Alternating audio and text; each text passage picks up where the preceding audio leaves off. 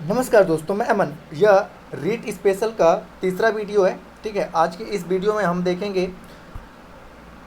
राजस्थान के प्रमुख राष्ट्रीय उद्यान और वन्यजीव अभयारण्य। ठीक है, आज की इस वीडियो में देखेंगे राजस्थान के प्रमुख वन्यजीव अभयारण्य और इसके साथ साथ राजस्थान के प्रमुख राष्ट्रीय उद्यान। ठीक है, राष्ट्रीय उद्यान इससे संबंधित यह इसका पहला वीडियो है। संभवतः इससे संबंधित कुल आपको 3 वीडियो प्राप्त होंगे, जिसमें हम लोग अच्छे से कवर करेंगे राजस्थान के प्रमुख वन्यजीव अभयारण्य और राष्ट्रीय उद्यान को। तो चलिए शुरू करते हैं बिना किसी देरी के।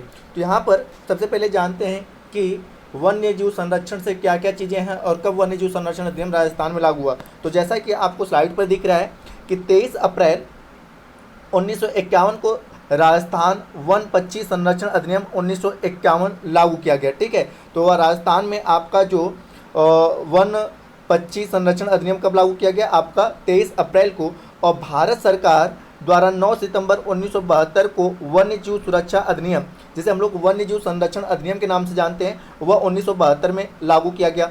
और वन्यजीव संरक्षण अधिनियम, ठीक है, राजस्थान में कब लागू किया गया था, 1 सितंबर 1973 को। 1 सितंबर 1973 को वन्यजीव संरक्षण अधिनियम राजस्थान में लागू किया गया। और 42वां, अब आगे की बात करें तो आप लोगों ने अगर संविधान में अनुसूचियों के बारे में जानते होंगे, अनुसूची, तो संविधान में 7वीं अनुसूची है। 7वीं अनुसूची जिनमें 3 प्रकार की सूचियों का वर्णन है: संघ सूची, राज्य सूची और समवर्ती सूची। समवर्ती सूची। तो पहले जो आपका वन्यजीव संरक्षण था वह किसमें था, आपके राज्य सूची के अंतर्गत आता था। ठीक है, 7वीं अनुसूची के राज्य सूची के अंतर्गत आता था, जिसे 42वां संविधान संशोधन 1976 के तहत इसे समवर्ती सूची, राज्य सूची से हटाकर किस में रख दिया गया, समवर्ती सूची में। तो अगर आपसे पूछे कि वर्तमान समय में जो वन्यजीव संरक्षण या संरक्षण है वह किस सूची के अंतर्गत आता है, तो समवर्ती सूची के अंतर्गत, समवर्ती सूची के अंतर्गत आता है। और मूल संविधान में वन्यजीव किस में था, तो आपके राज्य सूची के अंतर्गत था। ठीक है, तो यहाँ पर आगे अगर बात करें ओवरऑल, तो यहाँ पे बातें क्या की जा रही हैं, तो आपका कि जो आपका वन्यजीव संरक्षण अधिनियम है, वन्यजीव संरक्षण अधिनियम वह बनाया गया था आपका 1972 में। वन्यजीव संरक्षण अधिनियम बनाया गया और इसको सितंबर 1973 में राजस्थान में लागू कर दिया जाता है। सितंबर 1973 में राजस्थान में लागू किया जाता है। और जो आपका वन्यजीव संरक्षण था पहले राज्य सूची में था, मूल संविधान में कहाँ पे था, राज्य सूची में था। उसके बाद 42वां संविधान संशोधन 1976 के तहत इसे समवर्ती सूची का विषय बना दिया गया। ठीक है, समवर्ती सूची का विषय बना दिया गया। अब यहाँ पे बातें की जा रही हैं आपके रेड डाटा बुक की। ठीक है, तो रेड डाटा बुक जो है बेसिक तौर पे विलुप्त और या संकटग्रस्त प्राणियों से संबंधित एक बुक है, जिसमें बेसिक तौर पे जो जीव जंतु विलुप्त हो गए हैं या जो जीव जंतु संकटग्रस्त हैं उन सभी की सूची किस में जारी की जाती है, आपके रेड डाटा बुक में जारी की जाती है। और एक व्यक्ति विशेष का नाम आता है, जिनका नाम आता है कैलाश श्रृंखला। ठीक है, एक व्यक्ति का नाम है कैलाश श्रृंखला। कैलाश श्रृंखला को भारत में, ठीक है, टाइगर मैन ऑफ इंडिया के नाम से जाना जाता है। इन्होंने एक पुस्तक भी लिखी थी जिसका नाम है tiger and returns of tiger. ठीक है, यह भारत में बाघों के संरक्षण से संदर्भ में काफ़ी सारे कार्य किए थे। ठीक है, इसीलिए इन्हें टाइगर मैन ऑफ इंडिया के नाम से जाना जाता है। साथ ही साथ आपको बताते चलें कि भारत में बाघ संरक्षण अधिनियम जो पारित हुआ था वह पारित हुआ था आपका 1973 में। ठीक है, वन्यजीव संरक्षण अधिनियम 1972 के तहत, ठीक है, भारत में बाघों का संरक्षण कब किया जाना शुरू किया गया, 1973 में। तो कुछ अधिनियम है जिसको बेसिक तौर पे आपको जानना जरूरी है, जैसे ये सभी एग्जाम में पूछा जाता है। अगर आपसे पूछे वन्य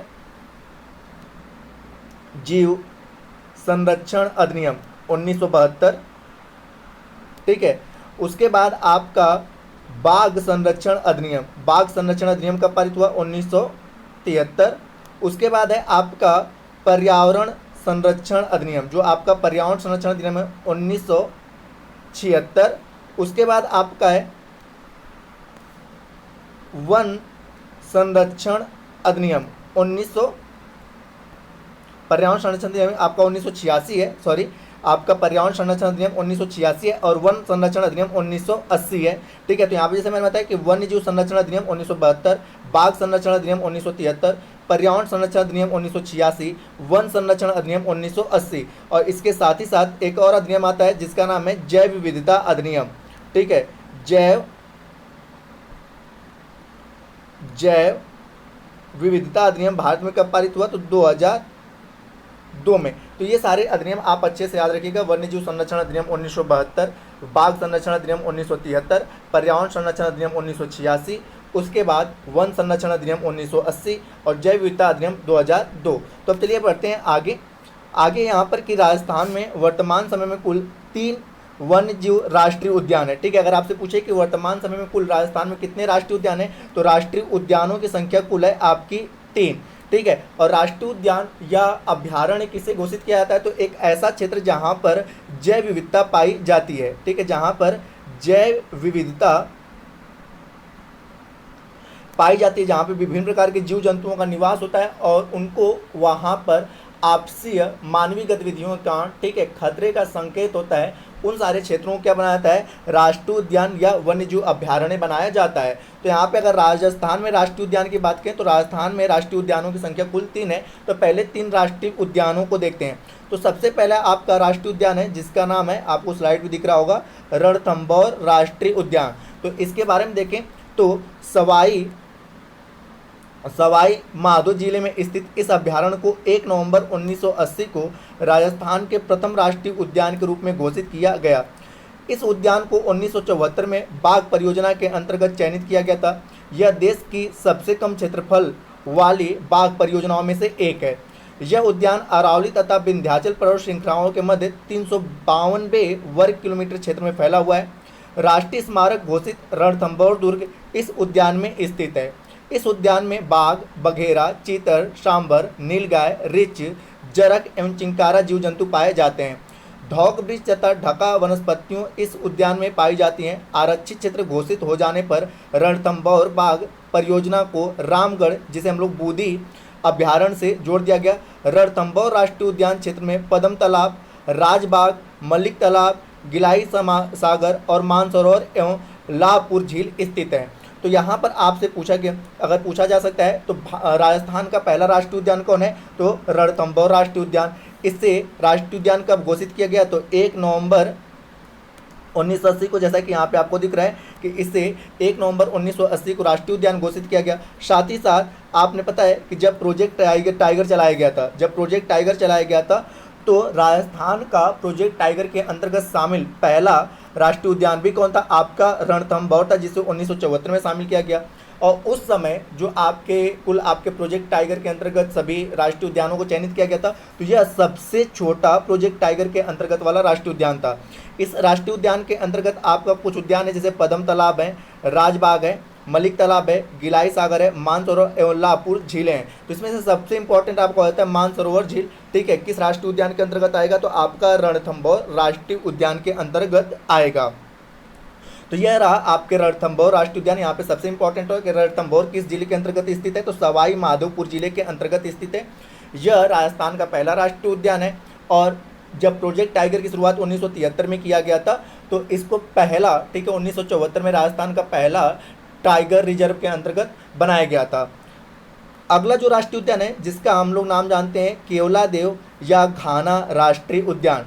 तो यहाँ पर हम देखते हैं कि एशिया में पक्षियों की सबसे बड़ी प्रजनन स्थली, पक्षी प्रेमियों का तीर्थ, हिम पक्षियों का शीत बसेरा, पक्षियों का स्वर्ग आदि नाम से इस उद्यान का नाम जाना जाता है।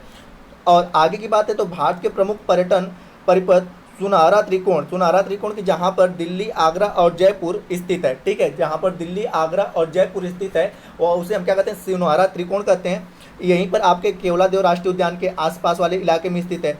1981 में इसे राष्ट्रीय उद्यान घोषित किया गया और 1985 में 29 वर्ग किलोमीटर क्षेत्र में फैले इस उद्यान को यूनेस्को द्वारा विश्व प्राकृतिक धरोहर सूची में शामिल किया गया।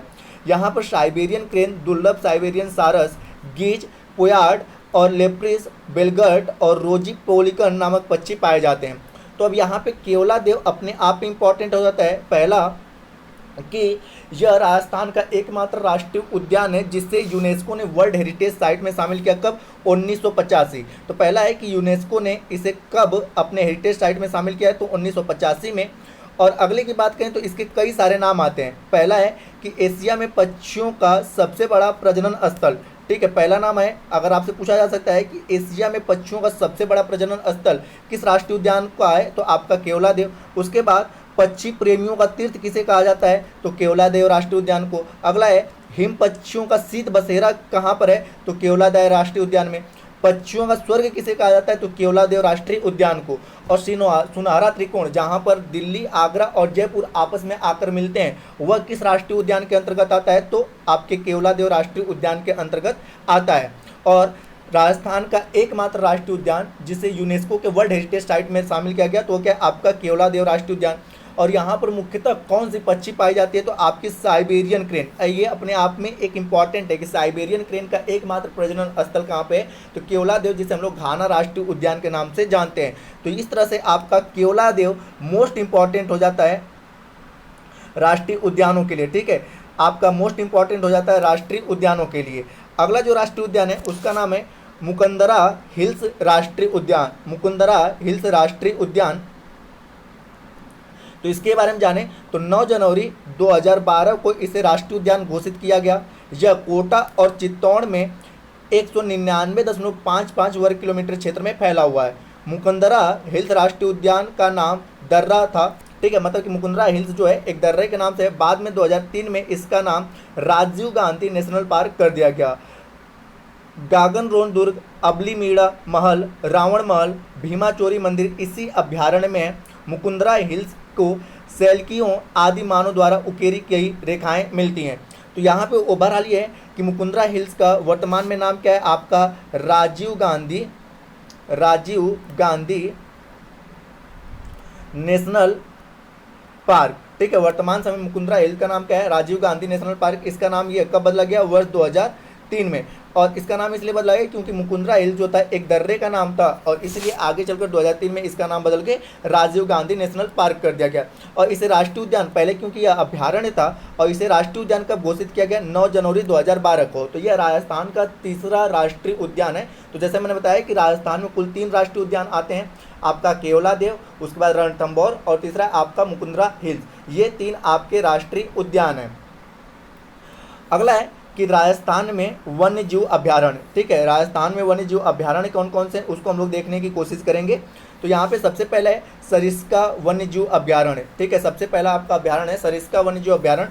तो हम यहाँ पे देखते हैं बाघ परियोजना हेतु 1978 से 79 में संरक्षित क्षेत्र घोषित किया गया था। यह राजस्थान की दूसरी बाघ परियोजना है जो दिल्ली जयपुर राष्ट्रीय राजमार्ग संख्या 8 पर अलवर जिले में अरावली पर्वतमाला से घिरा हुआ है। तो सरिस्का कहाँ पर है? आपके अलवर।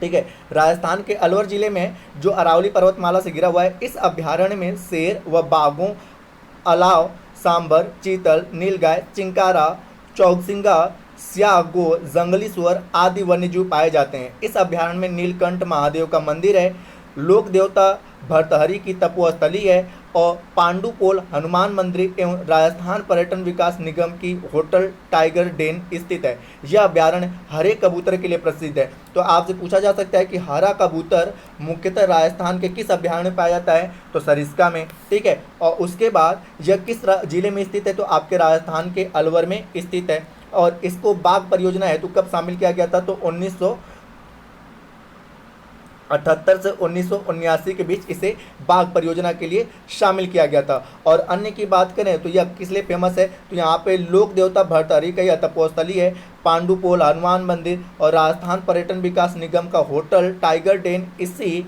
अभ्यारण्य के अंतर्गत आता है। समान रूप से आपसे पूछा जा सकता है कि सरिस्का वन्य जीव अभ्यारण्य राजस्थान के किस जिले में स्थित है? तो राजस्थान के अलवर जिले में सरिस्का वन्य जीव अभ्यारण्य स्थित है। अगले की बात करें तो राष्ट्रीय मरु उद्यान। राष्ट्रीय मरु उद्यान तो यह क्षेत्रफल की दृष्टि से राजस्थान का सबसे बड़ा अभ्यारण्य है। क्षेत्रफल की दृष्टि से सबसे बड़ा अभ्यारण्य है। और अगले की बात करें तो मरुस्थल में प्राकृतिक वनस्पतियों को सुरक्षित रखने, वन्य प्राणियों को संरक्षण प्रदान करने और करोड़ों वर्षों से पृथ्वी के गर्भ में दबे हुए जीवाश्म को संरक्षण प्रदान करने के उद्देश्य से 8 मई 1981 को राष्ट्रीय मरु उद्यान की स्थापना की गई। तो यहाँ पर आपका है कि राजस्थान का पहली विशेषता यह है कि यह राजस्थान का सबसे बड़ा अभ्यारण्य है, सबसे बड़ा है। दूसरी विशेषता है कि इसकी स्थापना कब की गई? 8 मई 1981 को इसकी स्थापना की गई थी।